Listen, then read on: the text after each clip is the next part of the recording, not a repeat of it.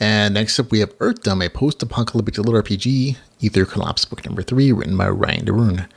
It is 383 pages, $5.99, available on Kindle Unlimited. Here's the author's description.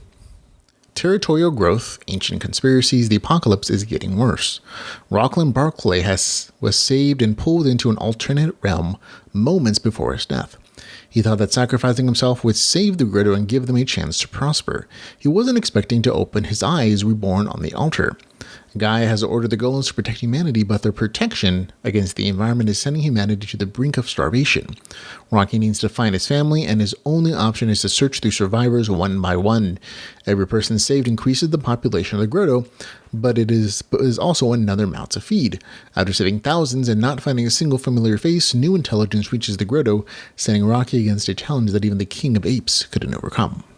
Okay, the scope of this story is expanding. If you read book number 1 and 2, you probably already read book number 1. A lot of people really enjoyed it, especially the fans in the series.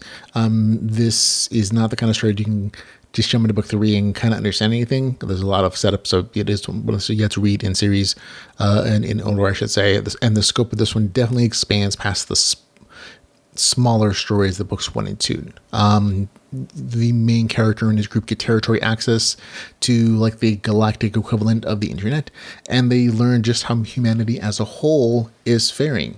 And after dealing with a few internal developments, the group works to help survivors in major metropolitan cities and other locations and along the way find new enemies.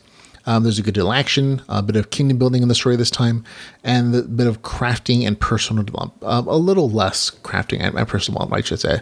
Overall, it's a good read that fans of the series have devoured.